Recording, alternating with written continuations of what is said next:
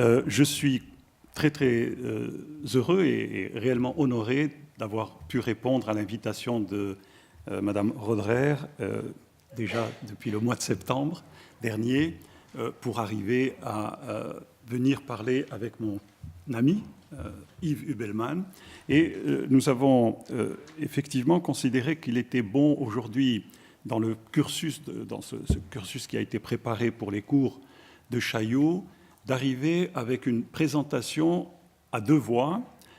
D'une part, pour, disons, l'archéologue et la personne qui a suivi beaucoup de chantiers de recherche et de restauration dans le monde, de parler d'un aspect négatif, celui de la destruction du patrimoine et des idéologies qui sont derrière cette destruction. Et comme depuis un peu plus de 2 ans, j'ai eu la chance de connaître Yves Hubelmann, on a considéré qu'il était bon de montrer aussi l'autre aspect qui est aujourd'hui extrêmement important, une fois que ces destructions, nous l'espérons, sont en train de prendre fin et qu'il y aura une reprise des activités, des chantiers de réhabilitation, des chantiers de restauration. L'expertise d'Yves Hubelmann est absolument essentielle.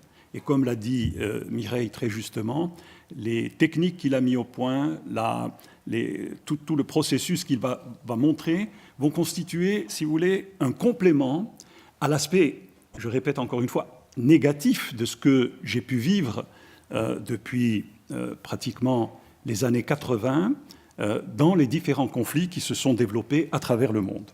Et donc nous allons ainsi nous partager la tâche pendant cette heure et demie de présentation. Alors, le sujet, c'est patrimoine en danger. Patrimoine en danger, quelle solution?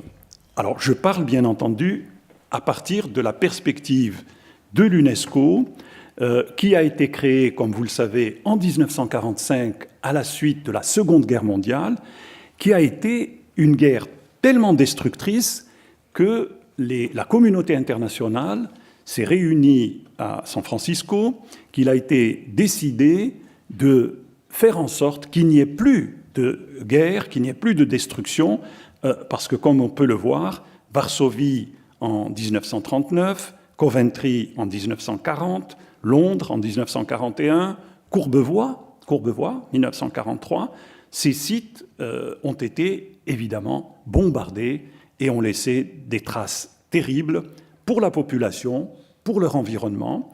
Et bien entendu, le bombardement de Dresde, qui est l'un des derniers de la Seconde Guerre mondiale, a laissé une ville totalement détruite. Alors, l'opinion internationale en 1945, c'était plus jamais ce type de guerre, plus jamais ces millions de morts et de blessés et de disparus. Il faut maintenant donner à l'UNESCO, qui est un des organes des Nations Unies, la mission de faire en sorte que, dans sa constitution, il est dit, puisque les guerres naissent dans l'esprit des hommes, c'est dans l'esprit des hommes qu'il faut semer les défenses de la paix. Et, bien entendu, le premier texte que l'UNESCO a élaboré, premier texte normatif, c'était la Convention de 1954 pour la protection des biens culturels en cas de conflit armé. Et ce document,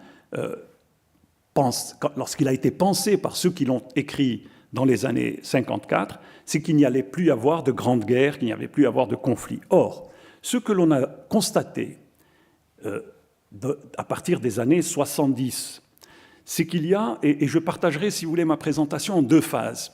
Il y a des conflits qui naissent, qui ne sont plus des conflits internationaux, qui sont des conflits très souvent internes, des guerres civiles, comme par exemple la guerre civile au Liban, comme la désagrégation de l'ex-Yougoslavie, le conflit au Cambodge et le conflit en Afghanistan. Donc jusqu'en 2000, on a assisté à des conflits internes et l'élément qui a fait que l'UNESCO s'est préoccupé de ce conflit, c'est que les combats ont touché aussi non seulement les belligérants entre eux, leurs monuments, leurs sites, mais aussi les symboles de leur culture. Et ici, voilà les images que j'ai prises en 1991, à la fin du conflit au Liban, avec l'accord de paix de Taïf.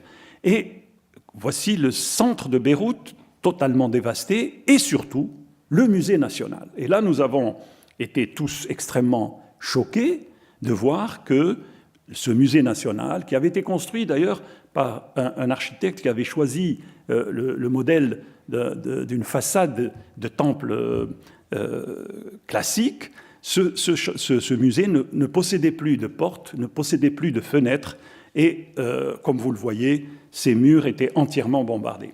Ce qu'avaient fait les responsables du musée, et des personnes que j'ai bien connues, comme l'émir Maurice Chehab et son successeur Camille Asmar, ils avaient essayé de sauvegarder ce qui pouvait l'être, c'est-à-dire les grands sarcophages, comme le sarcophage d'Ahiram, les mosaïques, et ils ont muré l'accès aux réserves. De sorte que les pillages qui ont été faits, bien sûr, une fois que le musée n'avait plus de portes et de fenêtres, c'est un pillage pour les petits objets. Et le travail de l'UNESCO a été de faire en sorte que les sarcophages soient, que les cubes en béton qui les recouvraient soient démoulés et que les mosaïques soient remises en état. On a aidé à la création d'un laboratoire de conservation et surtout, on a pu ouvrir les réserves et découvrir que les monuments de ce musée, les fameux sarcophages de l'époque phénicienne, étaient restés intacts. J'ai eu une deuxième mission au Liban en septembre 2006, lorsqu'il y a eu cette riposte de l'armée israélienne aux combats qui ont été engagés par le Hezbollah.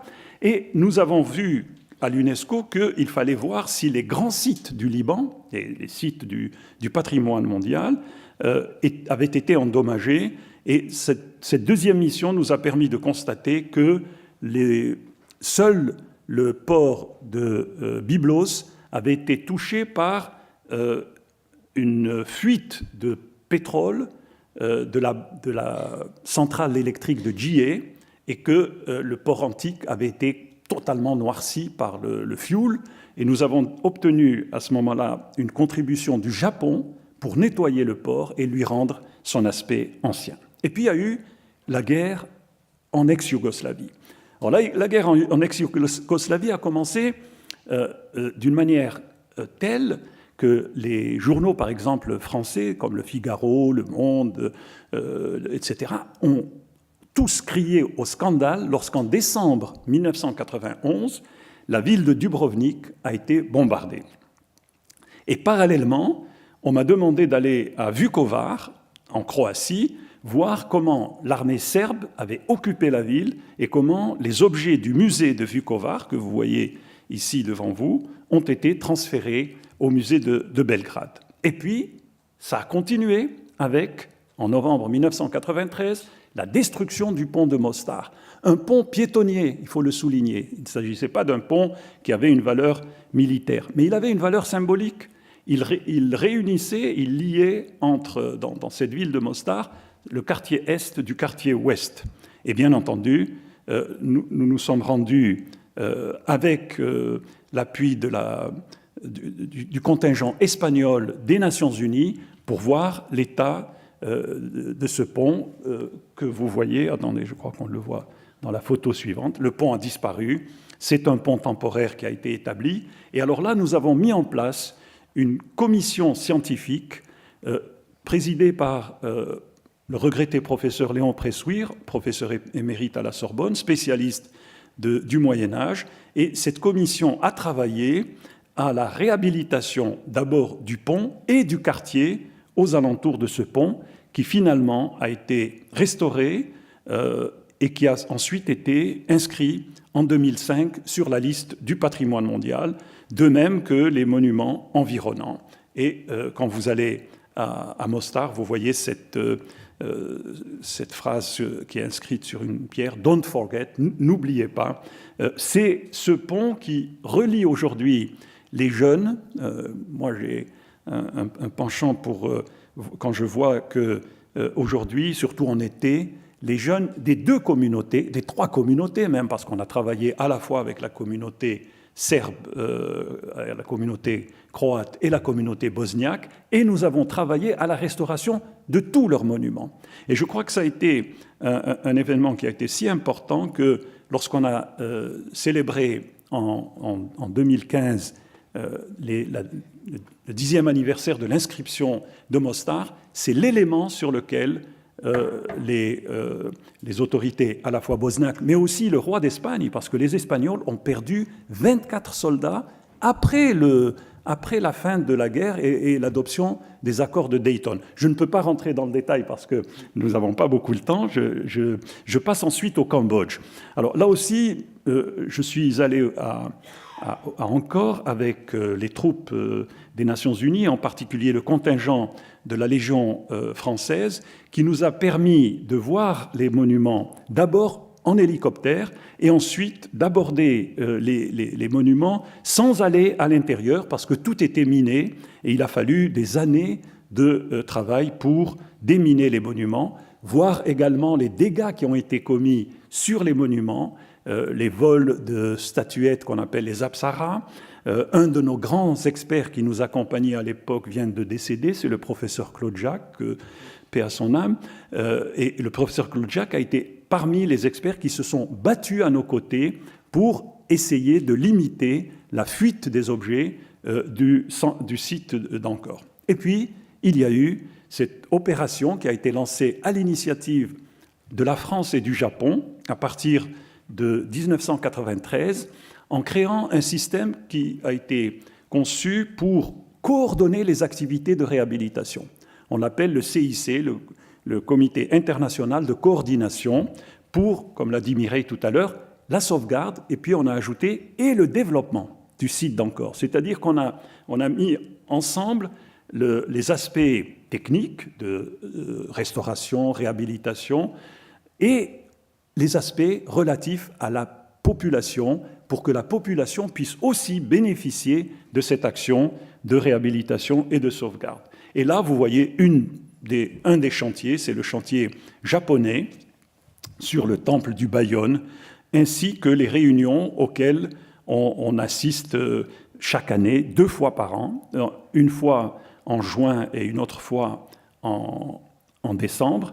Et là, vous voyez le professeur Croci de l'Université de Rome, le professeur Pierre-André Lablaude à ma gauche et le professeur Hidaka. Nous sommes les 4 qui travaillons sur l'aspect patrimoine depuis les années 1996-97. Ensuite, voilà, c'est un exemple qui a vraiment donné beaucoup d'espoir, puisque là, c'est les 2 pays qui ont lancé ce comité, la France et le Japon, ce sont ces 2 pays qui président le comité, en présence évidemment des autorités cambodgiennes qui assurent la présidence d'honneur. Et il y a, je ne pourrais pas rentrer dans tous les détails, il y a aujourd'hui des dizaines de chantiers qui ont été lancés sur les différents temples du site d'Angkor, et il y a une réelle réhabilitation et une remise en état du site qui a profité à la petite ville qui est à côté.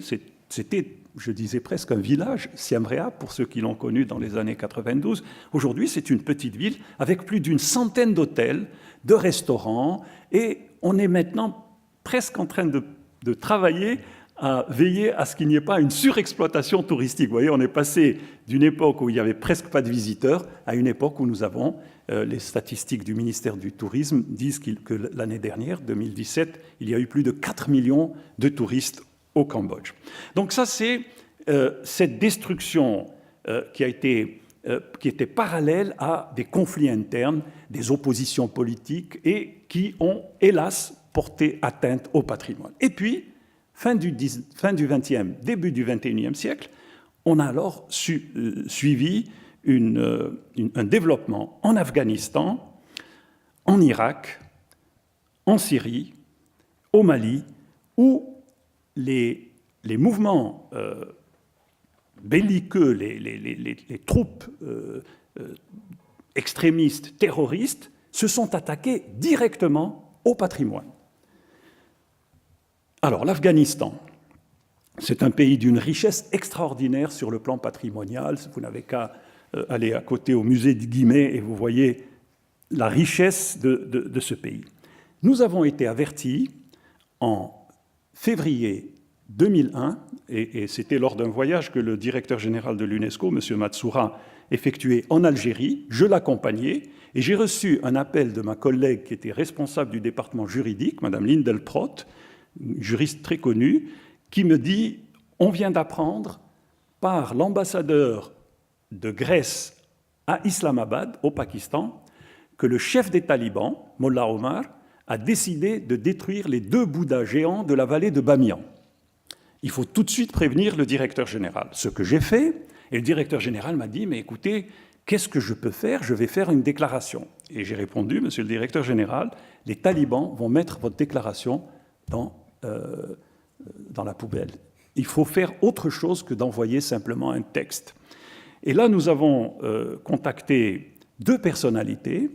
La première, c'était un conseiller auprès des Nations Unies, l'ambassadeur Lakhdar Brahimi, et le second, c'est l'ancien ambassadeur de France au Pakistan, l'ambassadeur Pierre Lafrance. Pierre Lafrance a tout de suite accepté d'être l'envoyé spécial du directeur général pour aller parler aux talibans. Nous avons été aidés dans sa mission à la fois par le ministère de l'Intérieur français et par le ministère de l'Intérieur pakistanais. Et Pierre Lafrance a été à Kandahar avec un avion spécial pakistanais, parce qu'il n'y avait pas de ligne entre la France et l'Afghanistan, il n'y en a toujours pas d'ailleurs. Et il a pu rencontrer le ministre de la Culture, taliban, le ministre des Affaires religieuses, taliban, mais pas le Mollah Omar, qui refusait de recevoir toute personne étrangère et surtout pas occidentale. Il m'a téléphoné depuis Kandahar pour me dire « Écoute Mounir, je ne suis pas la personne. Le problème est un problème religieux. Les talibans ne veulent pas d'argent. Ils ne veulent pas de reconnaissance internationale. Il y a un problème de fond qui est un problème idéologique. Ils ne veulent pas de statut de l'époque bouddhiste dans leur pays. » Et donc, on a engagé une véritable course contre la montre pour essayer d'arrêter la décision. Parce que le Mollah Omar a été pernicieux.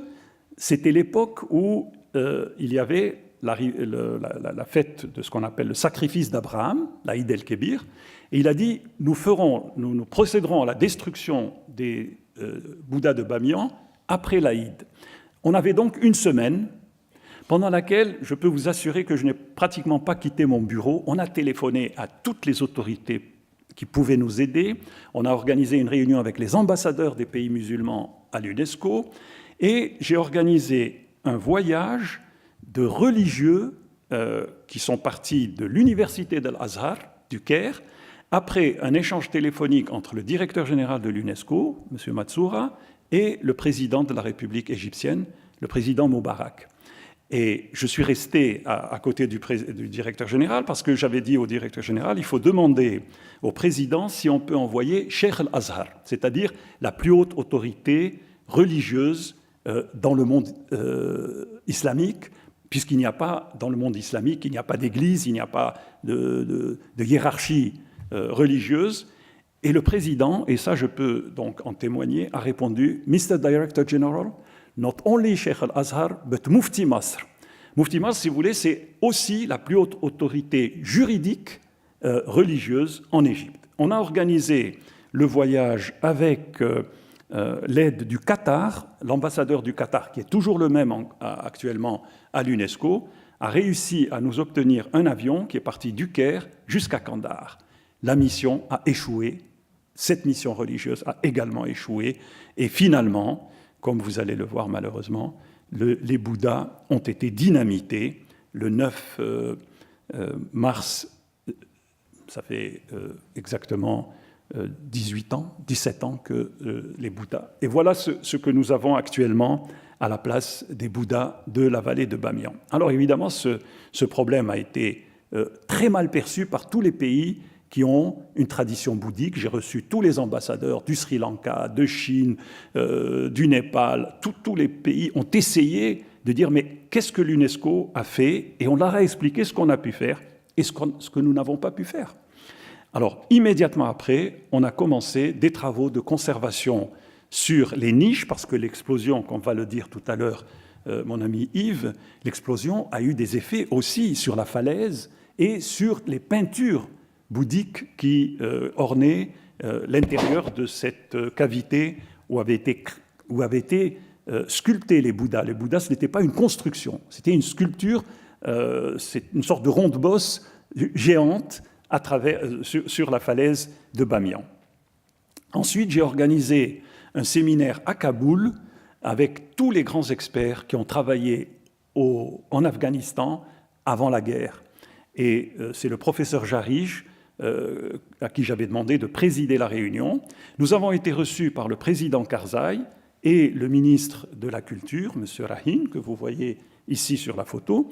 Et la discussion a porté essentiellement sur la question de la reconstruction des Bouddhas de Bamiyan. Et je peux vous assurer que jusqu'à l'année dernière, il y a eu en septembre une réunion à Tokyo, à l'Université des Arts de Tokyo, et le sujet est toujours encore de la question de la reconstruction des Bouddhas de Bamiyan. Je ne vais pas rentrer là, il faudrait presque un séminaire avec Mireille et Béatrice pour en parler, et je crois qu'il est prévu de faire un séminaire un jour sur ces questions de reconstruction de monuments détruits. Alors nous avons l'exemple de Varsovie qui a été entièrement reconstruite et qui a été même inscrite ensuite sur la liste du patrimoine mondial. Mais pour les Bouddhas, la position qui est généralement exprimée, c'est que ce qu'on pourrait faire éventuellement, ce sera toujours un faux. On n'arrivera jamais à faire une reconstruction des Bouddhas. En tout cas, c'est une des positions que j'ai défendues, aussi bien avec le président Karzai qu'avec le nouveau ministre qui a été nommé l'année dernière par le nouveau gouvernement d'Afghanistan. Ensuite, on a eu, 2 ans après, en 2003, nouvelle catastrophe. On apprend que les Américains ont découvert que le régime de Saddam Hussein était en train de préparer une bombe et qu'il fallait arrêter cela. Et il y a eu invasion de l'Irak et il y a eu invasion de Bagdad. Et là, ceux qui ont souvenir de ce qui s'est passé, il n'y avait que 2 télévisions qui étaient présentes avec l'armée américaine, la BBC et CNN, et le 8 avril 2003, on a pu voir en direct comment les gens entraient dans le musée de Bagdad, dans le musée irakien, et ressortaient avec les objets sous le bras. Alors là aussi, j'ai alerté le directeur général. Mireille a dit que j'étais un lanceur d'alerte, c'est un petit peu ça, c'est un petit peu vrai. J'ai alerté le directeur général et je lui ai dit, écoutez, directeur général, il faut qu'on fasse immédiatement une action. Et il m'a dit, mais qu'est-ce qu'on peut faire? C'est la guerre, oui, mais on va organiser une réunion à l'UNESCO. Et nous avons organisé une réunion à l'UNESCO le 17 avril, c'est-à-dire 9 jours après le vol du musée de Bagdad, suivi d'une réunion à Londres au British Museum le 29 avril, suivi d'une mission que j'ai dirigée à Bagdad le 15 mai. Et là, j'ai rencontré, ici à droite, c'est l'ancien ambassadeur italien, ambassadeur Cordone, qui a été nommé par les autorités américaines comme ministre de la culture de l'Irak en l'absence de tout gouvernement, puisque quand Bagdad a été envahi et qu'il n'y avait plus de gouvernement irakien, Bush a nommé le gouverneur Bremer pour gouverner l'Irak et ils ont nommé cet ambassadeur italien, l'ambassadeur Cordone, comme ministre de la Culture. Et avec lui, on le voit ici sur la photo, il y avait sur la gauche le colonel Kessel et les 2 Irakiens. Celui à qui il serre la main, c'est l'ancien directeur des fouilles en Irak, c'est Donny George, et derrière lui, le directeur général des Antiquités d'Irak. Et nous avons pu faire la première mission d'évaluation de ce qui s'était passé à Bagdad. Et vous voyez ici comment les réserves étaient pratiquement vides. La directrice du musée, Mme Nawala Motawalli, venait de recevoir aussi les Américains qui sont arrivés un peu tard, il faut le dire, dans leur progression sur la ville de Bagdad. Ils n'avaient mis sécurité qu'auprès du ministère de l'Intérieur et auprès du ministère du Pétrole. Et malgré les appels des archéologues irakiens, le musée est resté un peu à l'abandon. Alors la ville de Bagdad, le musée de Bagdad, évidemment, nous avons trouvé dans un état catastrophique et nous avons pu aussi nous rendre à la Bibliothèque nationale qui avait été entièrement incendiée, comme vous pouvez le voir à travers les images que j'ai prises en 2003.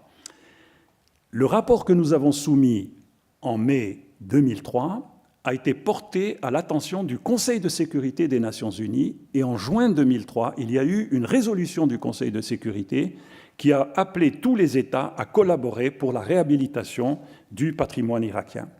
Alors, la première mission que j'avais faite en mai, les Américains ne nous avaient permis de rester qu'à Bagdad. J'ai organisé une deuxième mission en juillet 2003 et là, nous avons pu aller à travers le territoire. Donc, nous avons vu les grands sites, Babylone, Our, Uruk, et nous avons vu aussi les sites qui étaient soumis au pillage. Ici, vous voyez un des grands sites que les Allemands avaient fouillés depuis le XIXe siècle et qui était devenu un véritable fromage.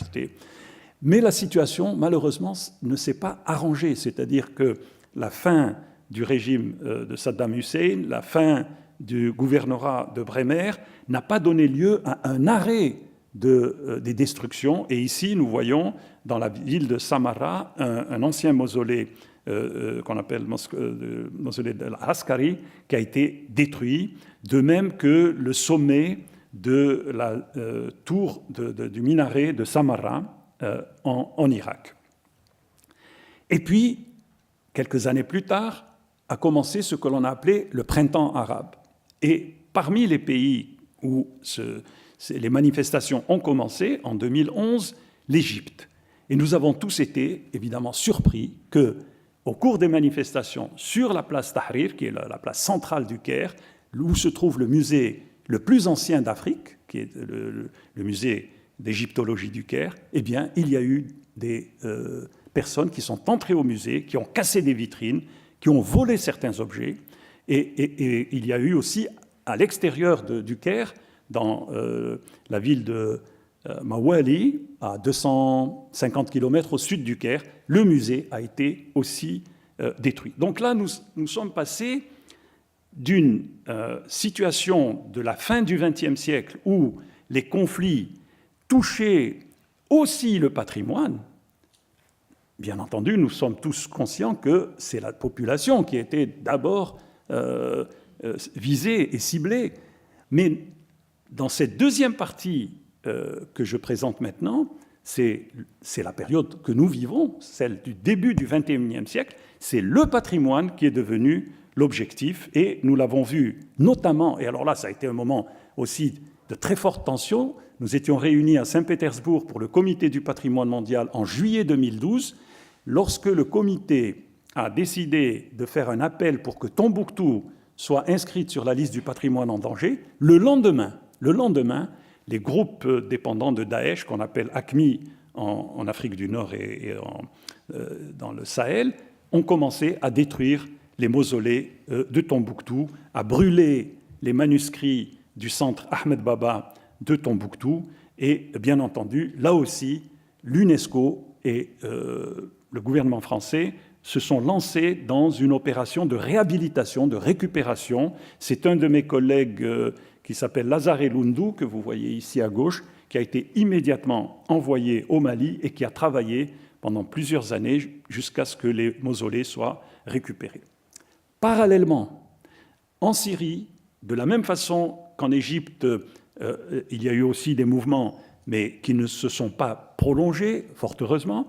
En Syrie, les mouvements internes se sont développés de telle sorte que, là aussi, ce sont les monuments qui ont été visés. Et nous avons, Yves le montrera bien sûr encore mieux que moi, appris qu'un autre site du patrimoine mondial, la ville d'Alep, qui était une des plus belles villes médiévales du Moyen-Orient, avait été saccagée.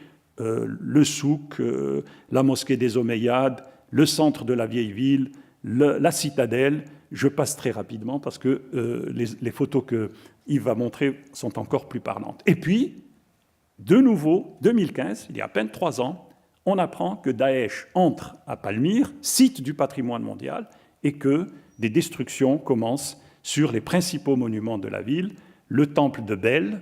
Alors vous avez ici, ce sont des photos satellites que les Nations Unies nous ont envoyées, avant en haut, après la destruction. Vous verrez les photos beaucoup plus parlantes.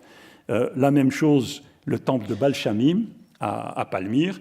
Et là, nous avons pu aller, Madame Bokova m'a demandé d'accompagner un groupe d'ambassadeurs de l'UNESCO qui ont pu se rendre à Palmyre le 5 mai 2016, il y a 2 ans, avec l'appui de l'armée russe. Et là, je suis avec le directeur général des Antiquités de Syrie, M. Ma'moun Abdul Karim, et c'est avec lui que j'ai fait le tour du site de Palmyre. On était aussi accompagné par le directeur général de l'Ermitage, le professeur Piotrowski. Et là, vous avez, j'ai beaucoup d'images, mais celle-ci est tout à fait parlante. Voilà l'état du musée de Palmyre. Voilà l'état du musée de Palmyre après la destruction. Alors, comme vous le savez, Palmyre a été reprise par Daesh en janvier 2017 et puis reprise de nouveau par les autorités syriennes en mars 2017. Les photos, on vous les montre. Et alors, ces destructions, ces attaques qui visent directement le patrimoine se sont poursuivies en Tunisie. Alors là aussi, le musée du Bardo, en mars 2015, a été attaqué. Vous voyez ici les touristes dans une des salles de mosaïque et vous voyez que, malheureusement, les traces de sang des touristes qui ont été assassinés. De la même façon, ces groupes qui se sont installés dans un État qu'ils ont appelé l'État islamique, avec un calife, le Baghdadi, non seulement détruisaient, mais se montraient en train de détruire. Ça, ce ne sont pas mes photos, ce sont des captures d'écran que j'ai pu prendre, montrant comment ces groupes cassaient volontairement les grandes statues. Mais on ne nous a jamais montré les petits objets qu'ils prenaient et qui se retrouvaient ensuite sur les marchés en Turquie et ailleurs. Mossoul, une des dernières photos de la mosquée Nouri, avec le fameux minaret qui est souvent, qu'on appelait souvent un peu la tour de Pise de Mossoul. La même chose, on verra tout à l'heure les photos. Le site de Nimroud a été explosé.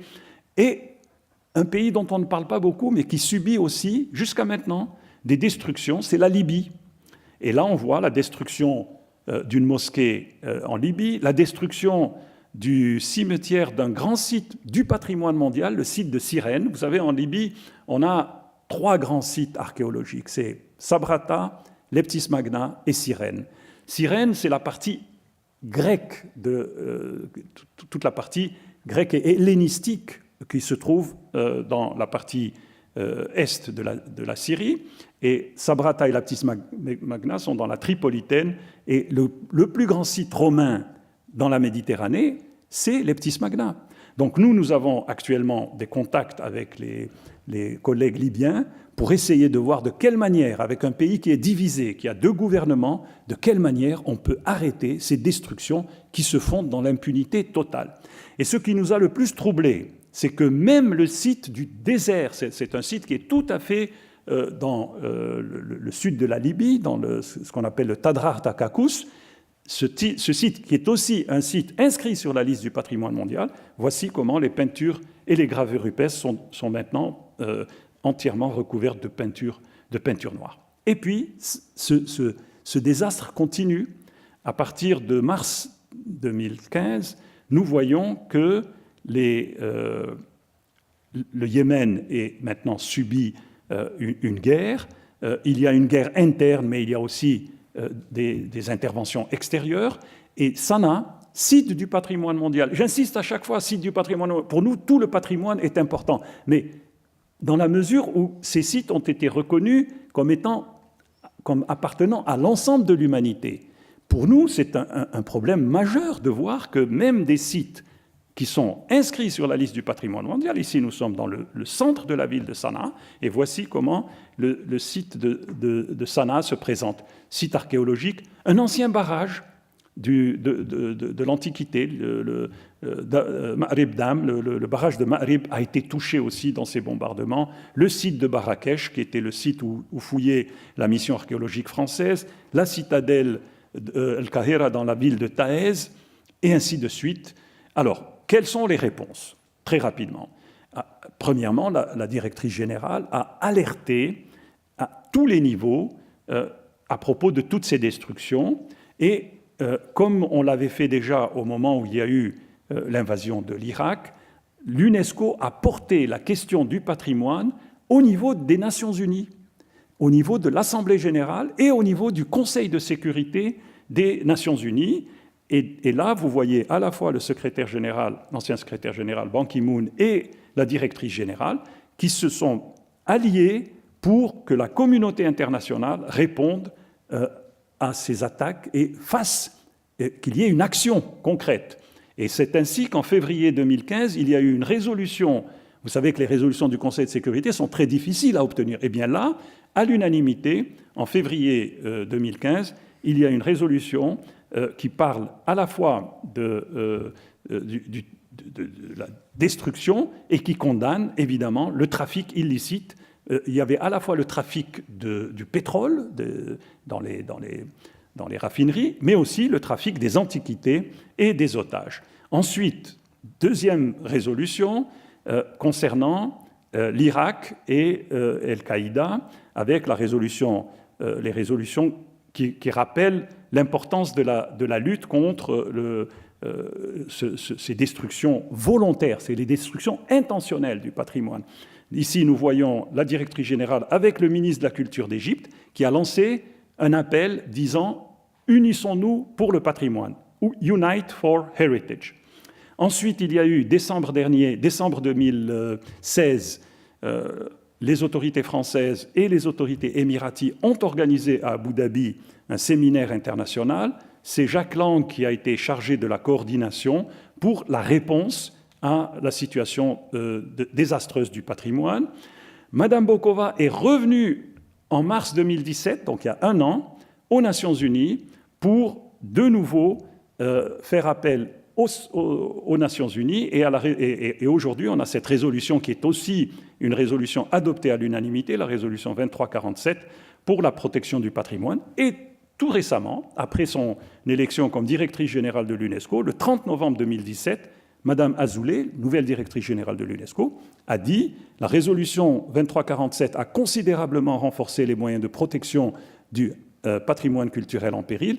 Je réaffirme l'engagement de l'UNESCO à protéger le patrimoine comme un levier essentiel de la paix et de la prévention de l'extrémisme violent. » Voilà, je vous remercie de votre attention. J'espère que j'ai été dans les temps. Bonjour à tous. Merci beaucoup, Mounir, pour cette introduction. Donc effectivement, je pense qu'on est exactement dans le même combat, dans des champs un petit peu différents, effectivement. Donc toi, tu es plus dans le champ institutionnel, moi je suis plus dans le champ technologique. Mais justement, on essaye de travailler ensemble pour un maximum d'efficacité. Et donc pour vous expliquer assez rapidement, moi comment je suis venu là à faire ce travail qui est un petit peu inédit, même pour les architectes en fait. C'est d'abord l'observation sur le terrain, c'est d'avoir travaillé pendant plusieurs années dans des pays comme... pardon, on va mettre les deux micros. C'est mieux comme ça. Dans des pays comme la Syrie, l'Afghanistan, le Pakistan, où j'ai vu de mes propres yeux, même pas nécessairement en période de conflit, simplement j'ai vu des sites disparaître et c'est à ce moment-là que je me suis dit il faut réagir, il faut agir face à ce phénomène. Et la réponse qui m'a paru pour moi la plus accessible, c'était effectivement de chercher des technologies adaptées. Donc en fait, on parle de technologie. Alors d'abord, effectivement, les technologies aujourd'hui change complètement, enfin tu l'as un petit peu montré dans ta présentation à travers les vues satellitaires par exemple, hein, ça nous permet d'avoir une vision immédiate en tout point du globe et ça nous permet de suivre des situations qui sont très difficiles à suivre. Il y a les réseaux sociaux aussi qui nous permettent d'avoir très vite des images des destructions elles-mêmes, hein, filmées par les destructeurs. Mais là on va voir de manière un petit peu plus approfondie deux technologies en fait qu'on a essayé d'assembler. La première technologie, donc effectivement, c'est les drones. Alors les drones nous permettent d'agir dans les pays en conflit d'une manière complètement nouvelle. Pourquoi ? Parce que ça nous permet de faire déjà des relevés très très rapides.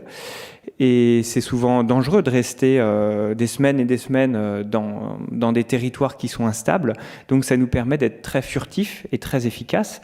Ça nous permet aussi de travailler sur des sites qui ne sont pas encore déminés, hein, et ce qui change énormément de choses. Et vous verrez dans les exemples que je vais vous montrer, il y a beaucoup de sites effectivement qui étaient encore minés, qu'on a pu décrire et documenter de manière assez précise.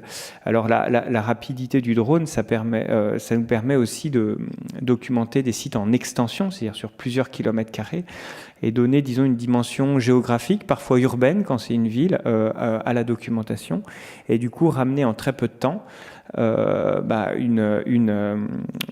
corpus documentaire qui peut être étudié pour mieux comprendre en fait ces mécanismes de destruction et pour mieux anticiper les stratégies de reconstruction dans le futur ou de restauration ou de conservation. Voilà. Donc à travers quelques exemples, donc certains exemples vont rappeler certains sites que Mounir a visités bien avant moi, ou juste avant moi, juste avant notre équipe. Et donc, on va passer par l'Afghanistan, la Syrie et l'Irak, effectivement, pour illustrer un petit peu cette action qu'on essaye de mener. Alors, on est une petite équipe d'une dizaine de personnes à Paris. Alors, c'est surtout une équipe technique, c'est-à-dire qu'on a beaucoup d'ingénieurs, en fait, qui essaient de développer et d'adapter, en fait, ces technologies à des problématiques terrain qui sont absolument pas standardisées, parce que chaque territoire, chaque pays a sa propre problématique et on doit essayer d'adapter à chaque fois notre action, nos outils, nos technologies à la problématique qu'on retrouve sur le terrain. Donc là, j'ai sélectionné quelques projets, je ne peux pas tout montrer, mais je vais juste vous montrer effectivement différents cas d'écoles dans différents pays. Alors le premier pays, c'est donc l'Afghanistan. Alors pourquoi l'Afghanistan ? C'est ce site, donc Messainak, qui est un site. Alors c'est pas patrimoine mondial de l'UNESCO, mais l'équipe de l'UNESCO, en tout cas de Kaboul, est très attentif à ce site. Et en fait, c'est le tout premier site où nous on a expérimenté en 2009-2010. En fait, ces méthodes, de manière complètement expérimentale, sans aucune ambition, tout simplement en essayant de résoudre un problème. Donc ce site aujourd'hui, c'est une montagne qui est fouillée par des archéologues. Et dans cette montagne, on s'est rendu compte qu'on avait des dizaines de monastères, enfin une bonne dizaine de monastères bouddhiques, à l'intérieur desquels on a retrouvé énormément de sculptures. Le problème, c'est que cette montagne, elle est sur un dépôt de cuivre, en fait, un minerai, un des plus importants du monde, et ce dépôt de cuivre va être exploité. Donc la montagne va complètement disparaître, et toutes les ruines que vous voyez là, alors ce que vous voyez, en fait, c'est nos relevés en 3 dimensions. Les ruines que vous voyez là vont complètement disparaître, en fait. Du coup, on va perdre leur trace physique. Et c'est pour ça qu'on a proposé en fait à l'État afghan de faire un espèce de facsimilé numérique à l'échelle de la montagne, justement pour en conserver l'image et surtout pour permettre à des chercheurs du monde entier en fait de pouvoir aller dans ce modèle finalement, alors qu'il était très difficile, très compliqué pour ces chercheurs d'aller sur le site, parce que ce site c'est un ancien camp d'entraînement d'Al-Qaïda qui a encore beaucoup de mines de mines antipersonnelles. Et ça a été même une cachette de Ben Laden, en fait, juste avant l'attentat des Twin Towers. Donc il y a encore une grotte, en fait, dans la montagne où les villageois nous disent que c'était la grotte de Ben Laden. Donc c'est un site assez chargé en histoire et qui reçoit encore régulièrement des requêtes parce que tous les villages aux alentours sont des villages de talibans. Et en fait, grâce à cette technologie, on a pu faire des missions commando, de quelques jours, maximum une semaine, qui nous ont permis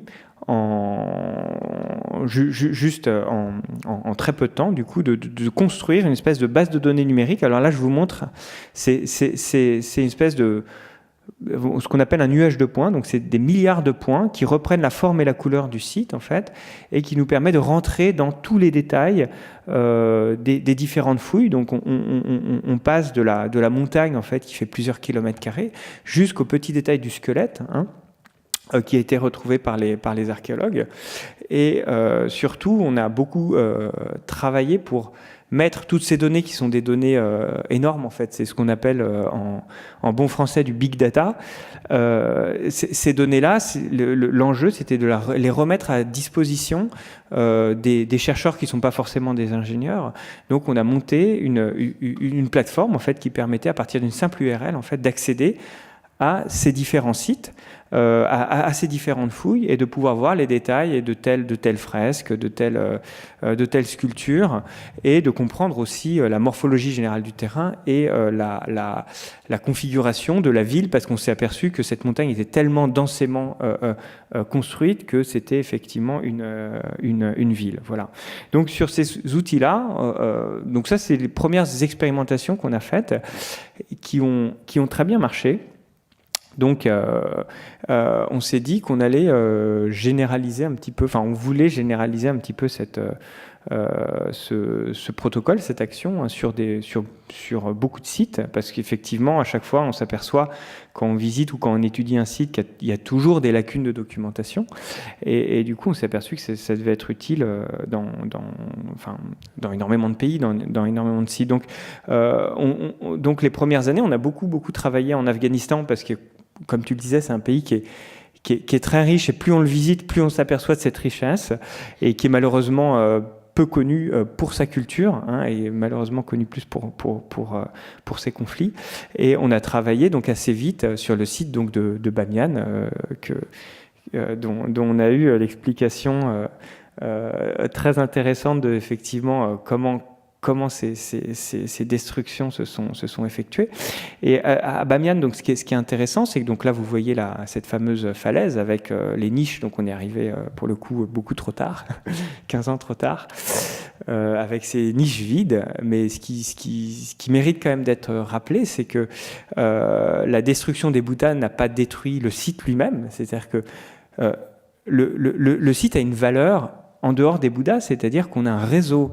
Là, vous voyez toutes ces petites grottes, en fait, qui sont creusées dans la falaise.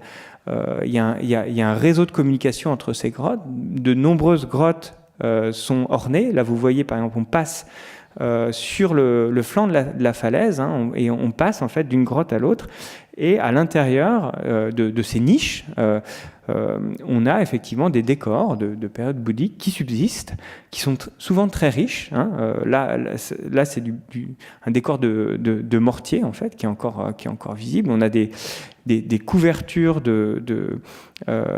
décorées avec des typologies très différentes, très variées, qui témoignent effectivement de la richesse, et surtout des fresques aussi. Alors, des fresques qui ont été malheureusement aussi abîmés, donc par les explosions, d'une part, par les talibans, d'autre part, c'est-à-dire qu'ils ont ciblé les visages, en fait, des personnages. Et donc notre idée, c'était de venir retourner à Bamiyan, on va dire 15 ans plus tard. Et d'ailleurs, on est arrivé, je crois, c'était le jour du 15e anniversaire de la destruction des Bouddhas. Et donc, il y avait eu une petite célébration à cette époque. Et notre idée, c'était de venir avec énormément de technologies. Donc, à la fois des drones, mais aussi, en fait, on utilise tout type de technologie liée à l'image. Là, on a un énorme téléobjectif qui est contrôlé par un robot, par exemple, qui nous permet de relever la falaise dans son moindre millimètre, en fait. Hein, et on a différents types de drones. Là, on a un drone à hélice, par exemple. On a un drone, une aile volante, en fait.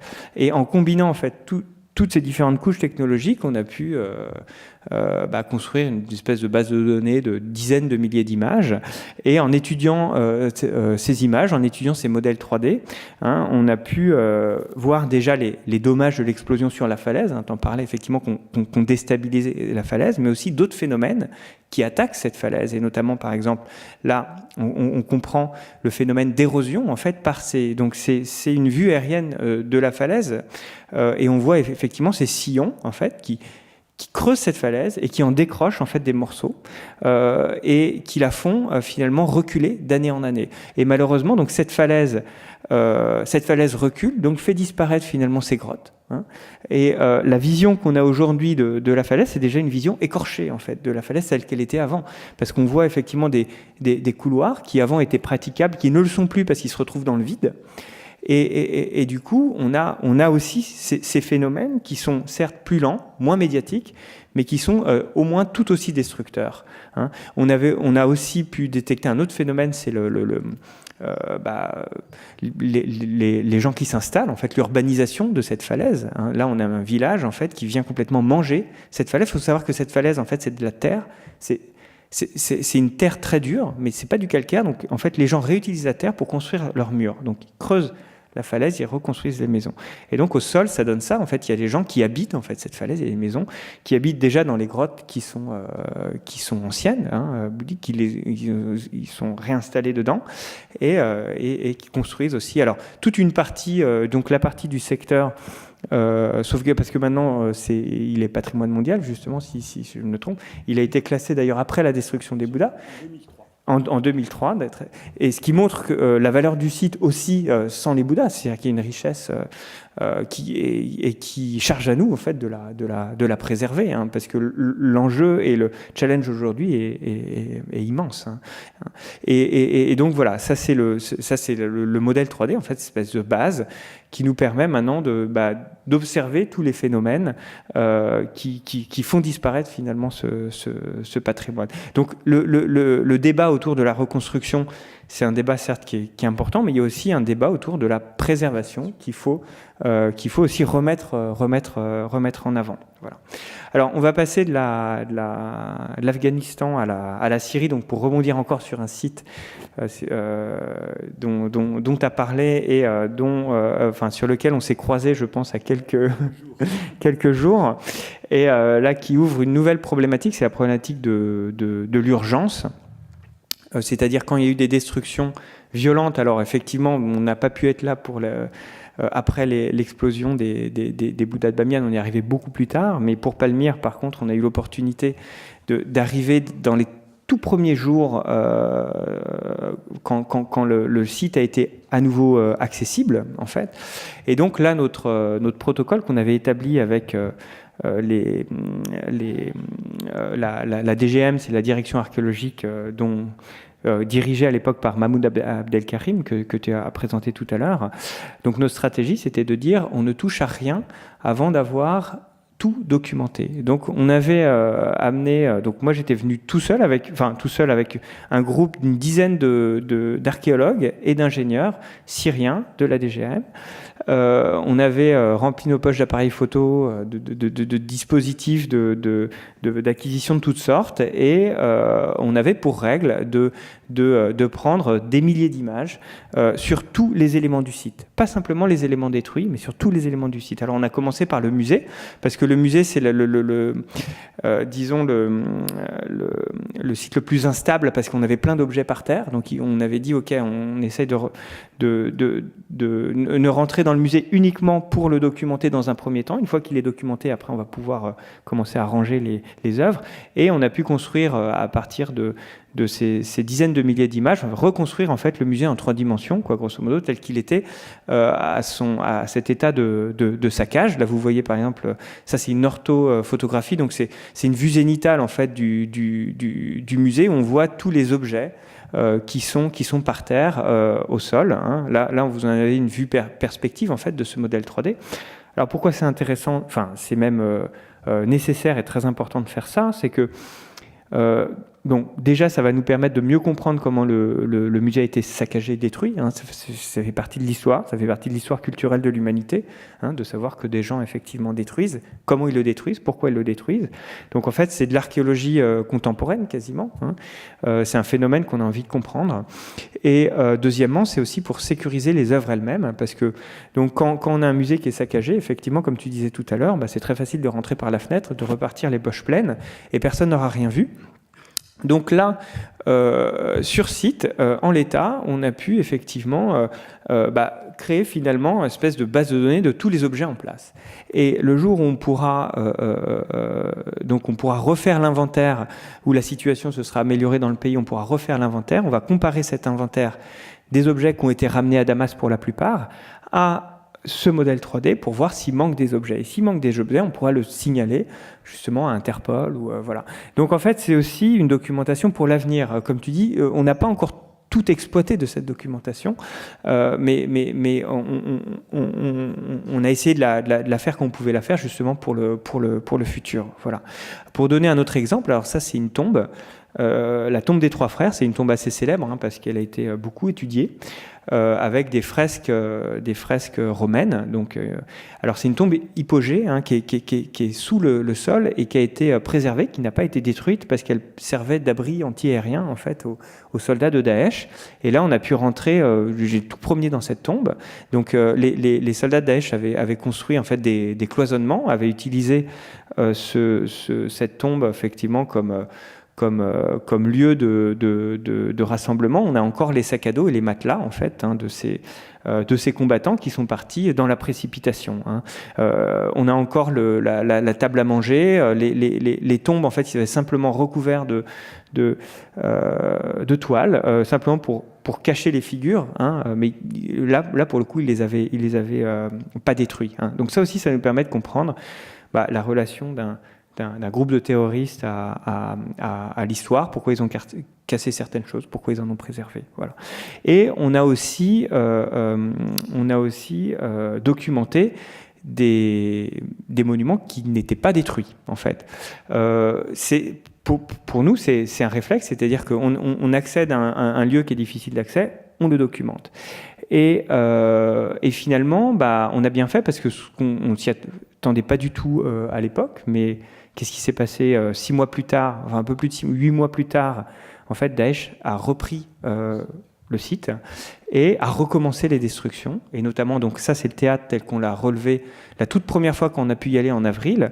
Et ça, c'est le théâtre tel qu'on l'a relevé l'année d'après, donc après de nouvelles vagues de destruction. Mais donc on était content. Non, on n'est jamais content quand on voit ce spectacle. Mais ce qui nous a rassurés, c'est de nous dire qu'effectivement, on a pu cette fois venir avant pour avoir toutes les infos nécessaires qui serviront après aux architectes ou aux archéologues à remonter si l'option du remontage est choisie par les experts. Voilà. Voilà. Donc on a travaillé également sur le temple, donc sur les grands temples qui ont été détruits.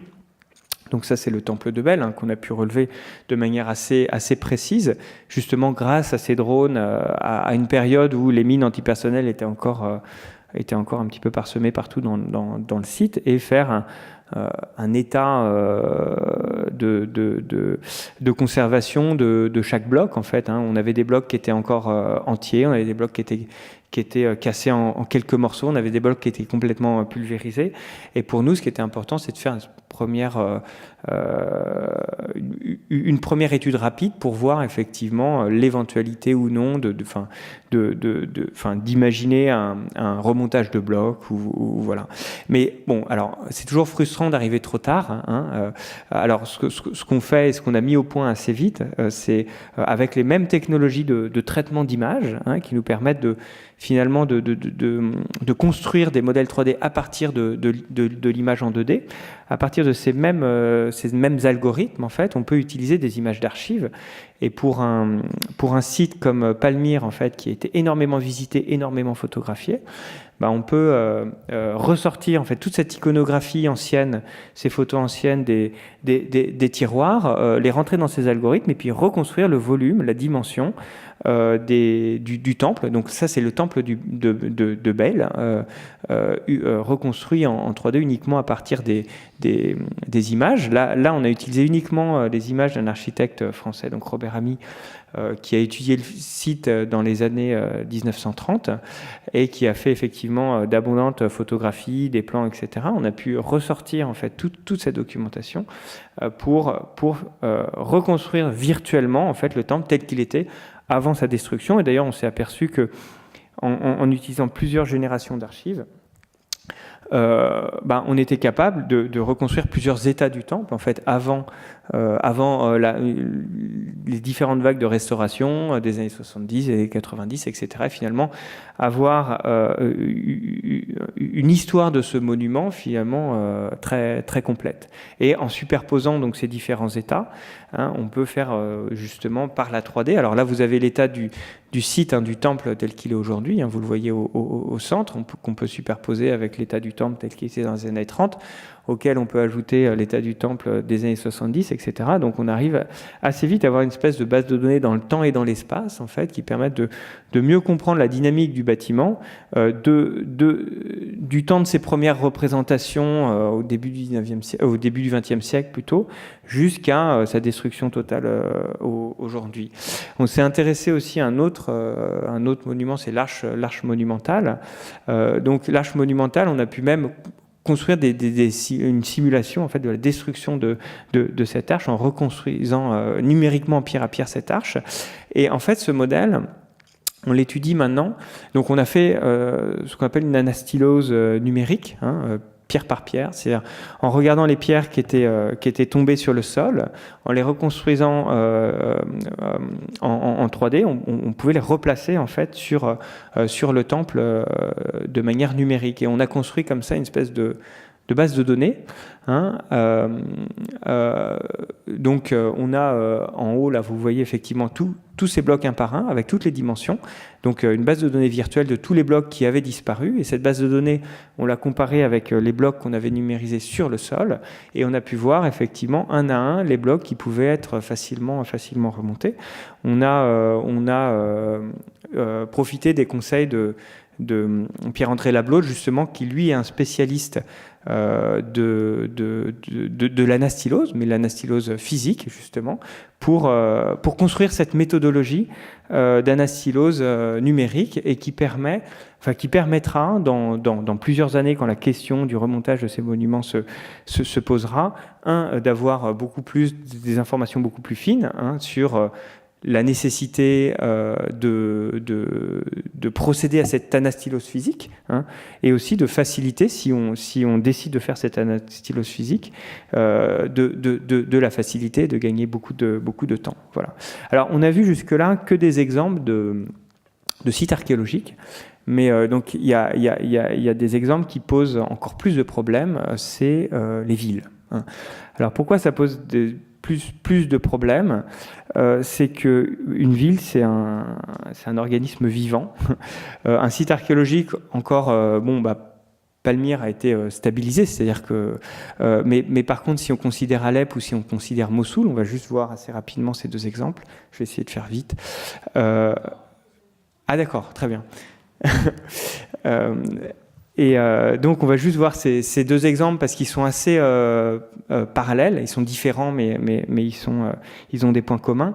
On est effectivement dans un contexte où dès que les combats s'arrêtent, les populations reviennent. Les populations reviennent et du coup ce qui se passe, c'est qu'on a disons des restaurations spontanées qui se font, qui ne sont pas forcément dans dans les règles de ce qu'on pourrait attendre pour des centres historiques de cette valeur-là. Et justement, il est important de pouvoir regarder ça de manière assez précise. Donc c'est pour ça qu'Alep, en fait, ce qu'on a fait, c'est qu'on a, on a tout fait pour aller sur place. Donc en janvier 2017, quelques semaines après la fin la fin des combats. Et donc notre objectif, c'était de dire, là encore, il faut avoir une documentation globale de l'ensemble de la ville avant qu'on commence à nettoyer. Parce que donc qu'est-ce qui se passe en fait quand une ville est détruite? Donc quand une ville est bombardée, on a des gravats qui sont partout, donc, qui recouvrent les rues, donc on ne peut plus circuler en voiture à l'intérieur. Enfin, ça devient très compliqué. Donc le premier réflexe, effectivement, c'est de nettoyer ces décombres, et on les nettoie de manière assez systématique en éloignant certains blocs de certains bâtiments, en utilisant ces blocs pour remplir des trous, des fossés, et donc on peut perdre énormément de matériel de construction qui aurait pu être réutilisé en fait pour la restauration. Donc notre idée, c'était déjà de documenter cet état de la ville non nettoyé encore. Alors là encore à différents niveaux. Bon, là on voit, ça c'est une technique un petit peu spéciale avec un appareil qui prend des photos à 360 degrés, qui permet de tout documenter près du sol, mais surtout on a fait un survol au drone de l'ensemble du centre historique, et on a pu catégoriser en fait les différents types de destruction, avec des destructions qui sont, disons, plutôt superficielles. Alors pour nous c'est pas vraiment superficiel, mais pour l'état d'Alep c'était superficiel. C'est par exemple effectivement ces coupoles qui ont été détruites par des tirs de roquettes ou des tirs de mortier, par exemple. On a des destructions qui sont plus profondes, qui sont les bombardements. Là, on voit des bombardements juste devant la mosquée des Omeyyades d'Alep, avec dans le fond le minaret, en fait, qui est complètement par terre. C'est effectivement le tas de pierres qu'on voit dans l'angle de la grande cour centrale de la mosquée d'Alep. Donc ça, c'est des destructions qui sont effectivement beaucoup plus importantes et qui ont fait disparaître certains monuments. Et d'autres destructions qui sont, voilà, pour le coup, encore plus impressionnantes, c'est les explosions souterraines, en fait. C'est que ça, c'est une technique effectivement de guerre. On creuse des souterrains, on amène des explosifs, on bouche le souterrain, on fait tout exploser, et là, ça fait disparaître carrément un îlot entier. Donc, on a des cratères comme ça qui sont complètement, qui remplacent en fait des zones qui avant étaient complètement urbanisées. Donc, en utilisant toutes ces images, on a pu faire un plan 3D, enfin un modèle 3D en fait de l'ensemble du secteur de la ville historique. Donc on reconnaît bien la citadelle au centre, on reconnaît aussi la mosquée des Omeyyades un petit peu plus loin, qui sert aujourd'hui encore de plan de référence en fait pour des restaurateurs qui commencent à être actifs en fait sur Alep, comme l'Aga Khan Trust for Culture, par exemple, qui sont actifs, qui ont envoyé des maçons pour commencer à restaurer, et donc qui peuvent se servir de ces images pour déjà établir un plan de priorité, c'est-à-dire savoir où est-ce qu'il faut restaurer d'abord, quels sont les états les plus instables de la ville, et puis aussi pour retrouver en fait un état de la ville qui a disparu aujourd'hui parce qu'elle a été beaucoup nettoyée. Voilà. Alors ça, c'est le niveau de relevé qui est, disons, le niveau aérien, c'est le niveau à l'échelle urbaine, mais il y a un autre niveau qui est important, c'est le niveau des souks. Alors là, par exemple, on voit une vidéo, alors ça c'est un modèle 3D, en fait, on a construit un espèce de dispositif de caméra qui nous permettait de travailler à l'intérieur des tunnels des souks. En fait, chaque mètre, on prenait des images comme ça, avec ce dispositif. y compris dans le noir. Ça nous a permis de travailler dans le noir parce que le souk avait complètement brûlé.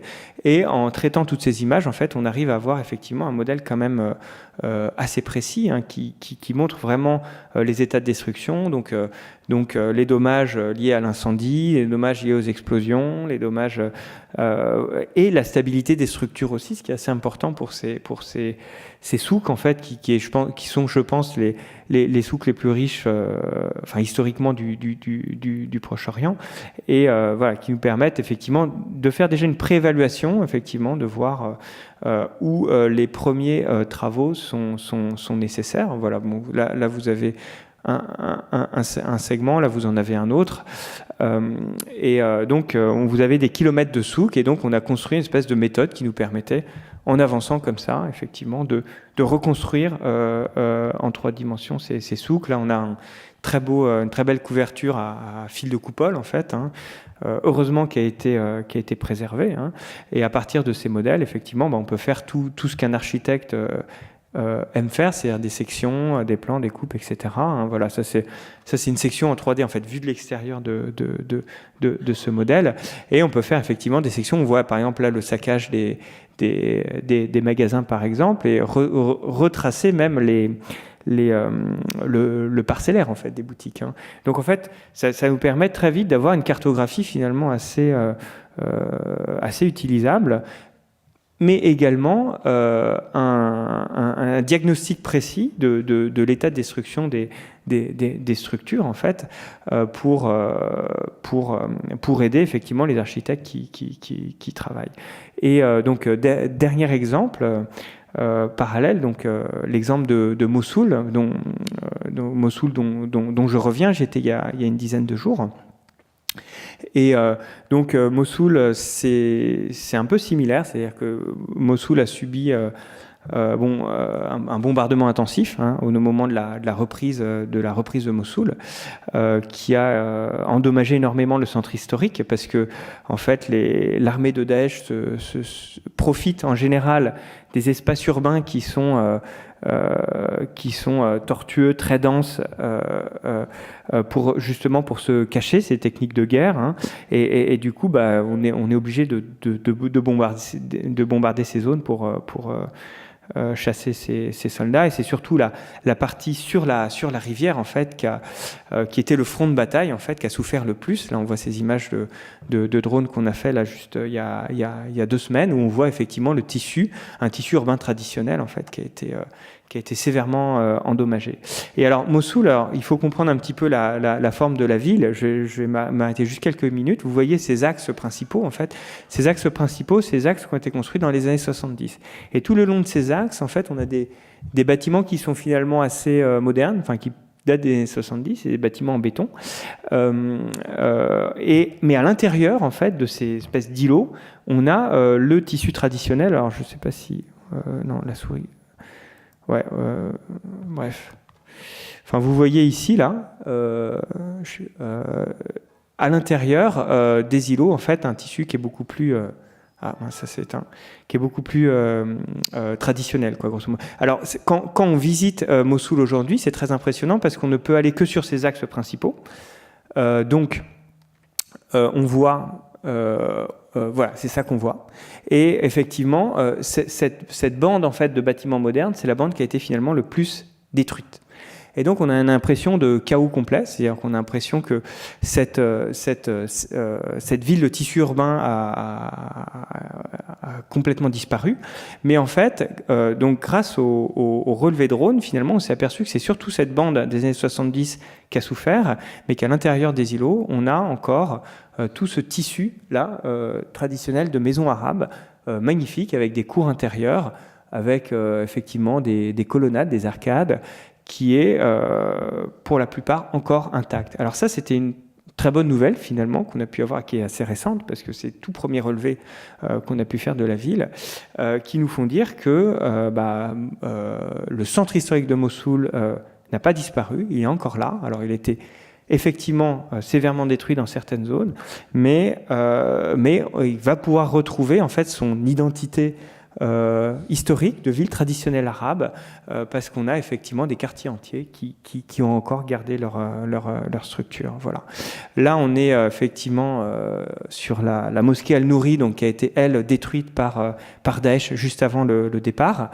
Donc qui a été explosé de l'intérieur, et ce fameux minaret dont parlait Mounir tout à l'heure, effectivement la fameuse tour de Pise en fait, dont il ne reste maintenant qu'un petit moignon, voilà.